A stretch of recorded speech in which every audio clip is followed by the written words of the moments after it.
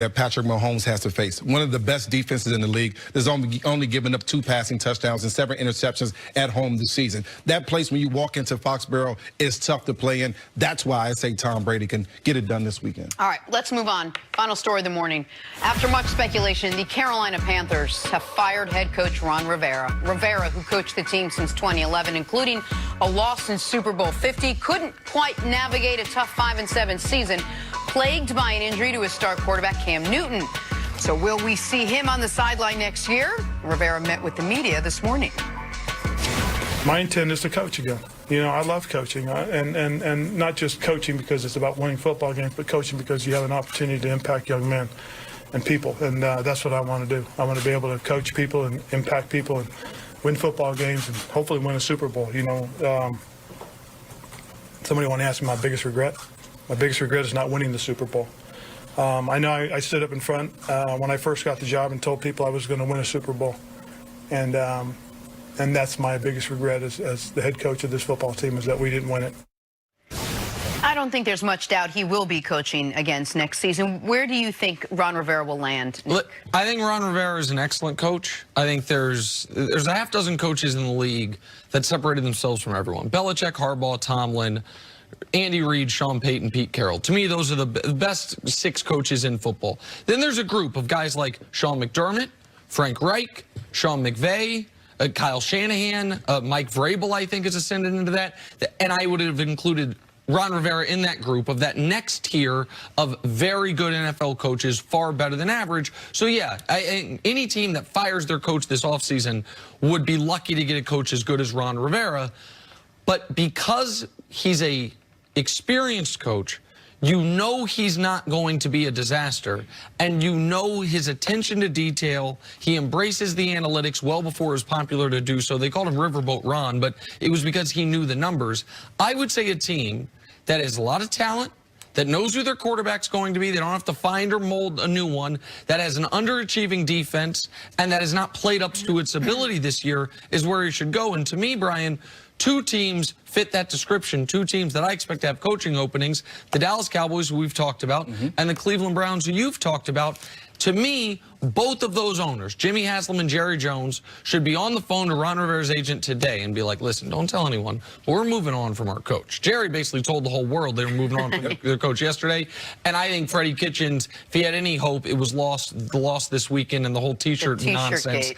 And so I think those are the 2 teams that make the perfect sense for Ron Rivera, because he is exactly what those types of teams, those 2 teams specifically, need. You're right. Every team will want a coach like this that's been the best coach in franchise history in Carolina, that was a model of consistency, great culture, and discipline. And I think for Ron, you're right. What type of team do you want to go to? Do you want to go to a team like the Giants, where you're saying you got a young quarterback, a young team that you're going to have to build all over? A blank slate almost. I doubt that. I think that when you say Cleveland Browns, they have talent across the board. They have talent on offense. They have talent on defense. They just need someone to galvanize them and to bring them together.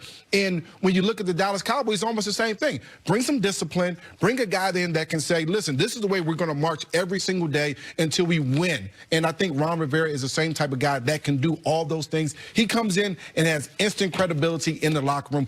Both of those teams need that. So, Jenna, I look around the league, and again, only 2 coaches have been fired, Ron Rivera and Jay Gruden, weeks ago in Washington. But I think it's fair to assume that the Browns are going to have a new head coach. The Cowboys, I think the Giants are, and Dave Gettleman obviously has a relationship with the Rivera. Atlanta Falcons, I'd be shocked if Dan Quinn gets brought back. Jacksonville Jaguars, I also think, probably going to be looking for a new coach. Detroit Lions might with Matt Patricia. The Falcons are another team that fits this mold. Quarterback's taken care of, underachieving defense, in theory thinks they can win right now. A team like, I would strongly recommend the Cowboys or the Browns do not go with the hotshot young either offensive coordinator or college guy Lincoln Riley, because if you are in a Super Bowl mode, you want a guy that you know isn't going to be a disaster. It's why I didn't think the the Packers should have hired Matt LaFleur. Now, that seems to be working out. But you swing on a Matt LaFleur, and sometimes you end up with a guy, Freddie Kitchens. Sometimes you end up with a guy who, okay, now we have to restart this thing all over again. You know that's not going to be the case with Ron Rivera. But Nick, I know that you really like this idea of Ron Rivera going to the Dallas Cowboys. With the Dallas Cowboys, there comes this bit of an asterisk, which is, yes, I could be the head coach, but I'm the head coach sort of under the guise of, you know, Jerry Jones watching over me, Jerry Jones having the last word.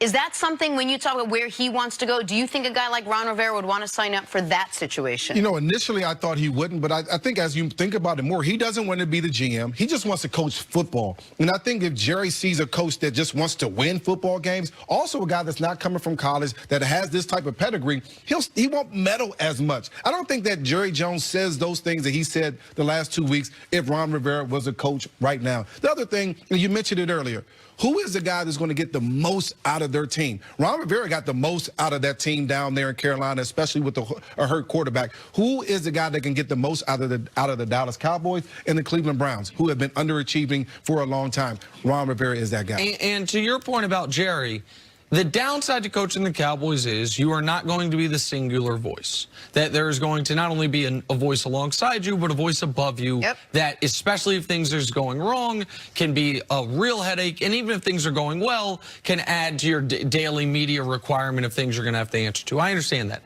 The upside of coaching the Cowboys is the following. They will spend as much money as they are allowed to. They have the best facilities in the entire sport. If you like the spotlight, some guys do, some guys don't, you are going to be on center stage Broadway every single week. Ron Rivera has been coaching in somewhat anonymity in a market that's not talked about a lot in Charlotte, coaching the Carolina Panthers. And whomever Jerry Jones hires next, Jerry hopes and prays is the last head coach he ever hires. Jerry is not a young man. Jerry understands he is trying to get this thing right. I think one of the reasons he's held on to Jason Garrett so long is he knows